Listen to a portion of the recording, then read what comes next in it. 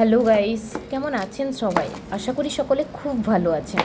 আজকে নিয়ে চলে এসেছি একটা দুর্দান্ত ভিডিও, গোয়ার একটা মোস্ট ভিজিট প্লেস কলিঙ্গুড বিচ। তাছাড়াও আরও দু এক জায়গায় গেছি, অবশ্যই আপনাদেরকে দেখাবো। পুরো ভিডিওটা দেখুন, আই হোপ আপনাদেরকে খুব ভালো লাগবে। আমরা গোয়াতে ঘুরতে এসে প্রথম দিনে কোথায় ঘুরছি না ঘুরছি পুরো ভিডিওগুলোই আপনাদের সাথে শেয়ার করছি। এইটা নিয়ে 3টা পার্ট হয়ে গেল প্রথম দিনের ভিডিও। অবশ্যই এই ভিডিওটাই আমাদের আজকে প্রথম দিনের শেষ ভিডিওই হতে চলেছে। আপনারা কি জানেন গোয়ার সব থেকে মোস্ট ভিজিট প্লেস হচ্ছে কলিঙ্গুড বিচ। এটা অনেক নাম করা একটা বিচ। গোয়া মানে যেমন কালারফুল একটা নাইট, ঠিক তেমনি গোয়া মানে হচ্ছে একটা বিচফুল লাইফ, যেইটা আজকে আমরা সারাদিন অনেক কটা বিচে ঘুরে দেখলাম। কলিঙ্গুড বিচে চলে এসেছি, ঢুকতেই দেখলাম বাজারে মার্কেটের ভিতরে অনেকেই এই আই লাভ গোয়া লেখা জামাগুলো পরছে কিনে। তো আমরাও দেরি না করে সবাই কিনে নিলাম আর পরে নিলাম। বিচ মানেই তো হচ্ছে ফটো। আমরা তো অনেক ফটো তুলেছি, মা বাবার এখন ফটো তুলে দিচ্ছি। সত্যি কথা বলতে কি, একদিনে এত ঘুরেছি এদিক ওদিক বিচ, তাছাড়াও এদিক ওদিক যে যাচ্ছি এত ফটো ফোনে জমে গেছে, জানি না ফোনের গ্যালারিটা আবার পুরোটাই ডিলিট না হয়ে যায়। এই কলিঙ্গুড বিচে এলেই আপনার মনটা কেমন যেন একটা পার্টি পার্টি হয়ে যাবে। সত্যি কথা বলতে কি, এখানে ড্যান্স করতে খুব ইচ্ছা করছিল, তাই একটু ড্যান্সও করে নিলাম। এই বিচে দেখুন অনেক মানুষ দেখা যাচ্ছে।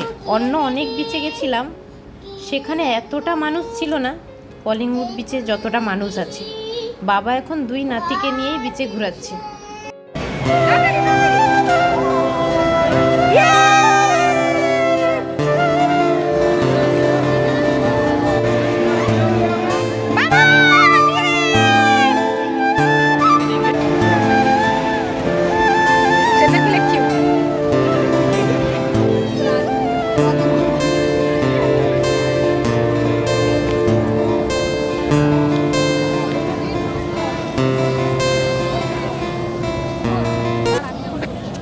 এই বিচের পাশে রয়েছে অনেক রেস্তোরাঁ, আপনারা চাইলে ওই রেস্তোরাঁয় গিয়ে খাবারও খেতে পারেন। আমরাও খেলাম।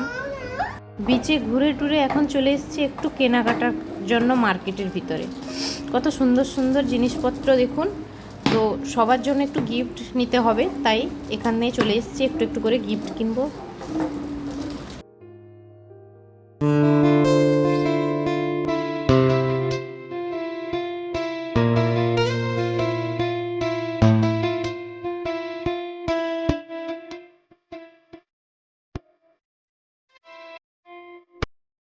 জনপ্রিয় জায়গা মানে একটু তো সব জিনিসেরই ভাও বেশি হবে, তাই না? তো এই হাতের ব্রেসলেটগুলো দেখুন, এগুলো তেমন একটা দাম বেশি বলছে না, 50 টাকা করেই বলছে। ভালো লাগছে কিন্তু দেখুন, কালার কালার। এখন নিজেদের মন পছন্দ মতো জিনিস দেখছি আর কিনছি।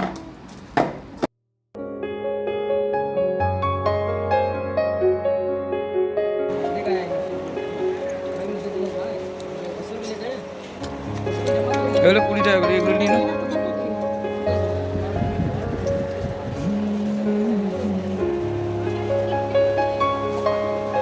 ওই উমা,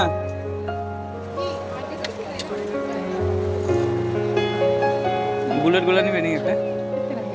জিজ্ঞেস করতে হবে। এগুলো শোকেসে রাখার জন্য।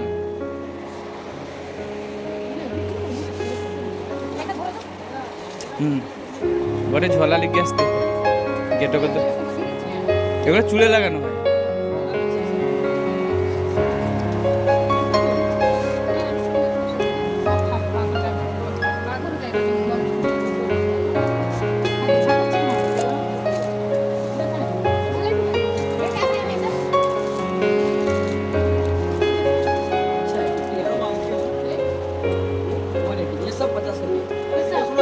और ये मोटरसाइकिल সাইডে মার্কেট মানে বুঝতেই পাচ্ছেন, সামুদ্রিক জিনিসপত্রর অনেক কিছুই পাওয়া যাচ্ছে ভিন্ন ধরনের। তাছাড়া ঘর সাজানোর জিনিসও অনেক রকমের ছিল। ऑफिस में देंगे हम अलग अलग बोला यहाँ पे बाबाई टानबी ना। অনেক কিছু কেনাকাটা করে তো নিলাম। আপনারা তো জানেনই গোয়াতে অনেক খ্রিস্টানরা থাকে, তাই এখানে চার্চও অনেক কটা রয়েছে। তাই গোয়াতে এসে চার্চে ঘুরবো না, তাই কি কখনো হয়? তাই আমরা ওই মার্কেট থেকে ঘুরেই এখন চলে যাচ্ছি একটা চার্চ দেখার জন্য। চলুন আপনাদেরকেও সঙ্গে করে নিয়ে যাই।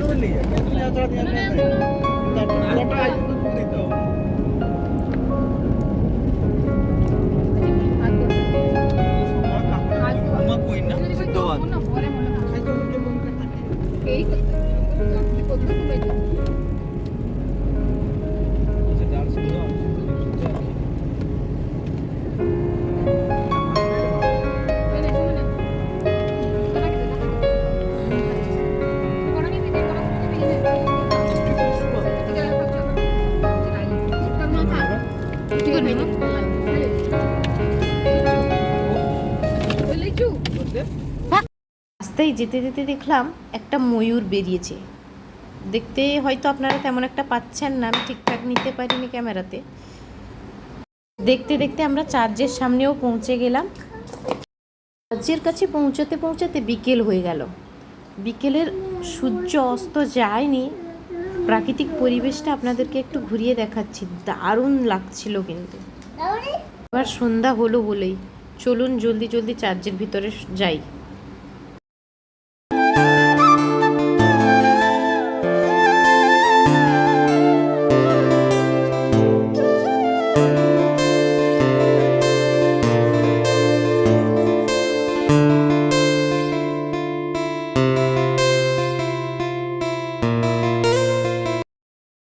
চার্চের কাছে এসে দেখলাম দারুণ একটা জিনিস, খ্রিস্টানদের বিয়ে হচ্ছিল। যাই হোক, আমাদের তো দেখাই হয়েছিল না কোনো দিন, দেখে নিলাম, দারুণ লাগছিল। কিন্তু ওদের দেখুন পুরো শেষের মতো লাগছে। দেখুন হচ্ছে ওখানে ফটোশ্যুট, আর আমরা দাঁড়িয়ে দাঁড়িয়ে ওদেরকে দেখছিলাম। কোনো দিন তো তেমন দেখা হয়নি, তাই একটু দেখছিলাম। তারপর যাব চার্চের ভিতরে। ওদের বিয়েতে দেখছি একই রকম কস্টিউম সবাই পরেছে, আর দারুণ লাগছিল ওদের বিয়েটা। প্রথম দেখলাম, হ্যাঁ হেভি লাগছিল।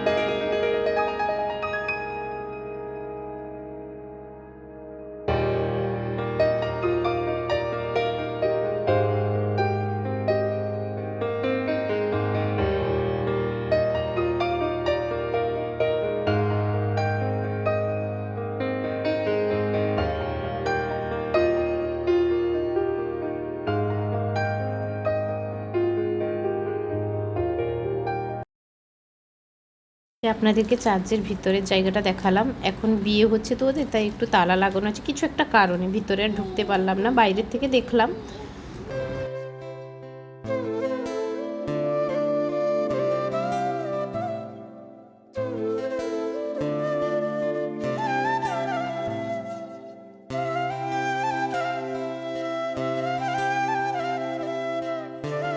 আমি ঘুরলাম অনেকক্ষণ, এবার চলুন যাওয়া যাক, সন্ধ্যা হয়ে আসছে।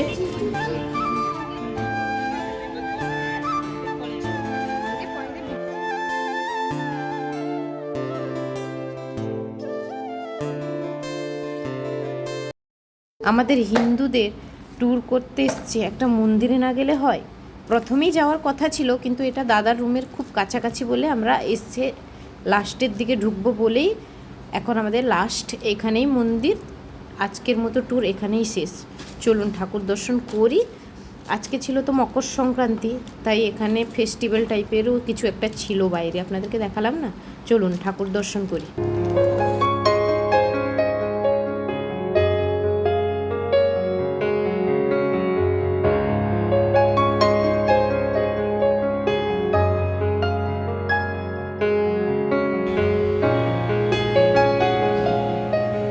সেটি বজ্জিদি হবে, সেটি বজ্জিদি হবে।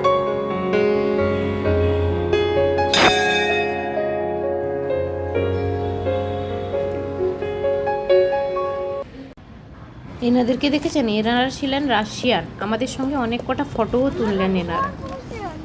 আমরাও বাকি রাখিনি, আমরাও কয়েক কটা ফটো তুলে নিলাম। কি এনেছো দেখি দেখি নাড়ু দেখি তিলের নাড়ু তিলগুল আজকে কি আজকে কি মকর সংক্রান্তি সেজন্য তিলের এখানে নাড়ু খাই না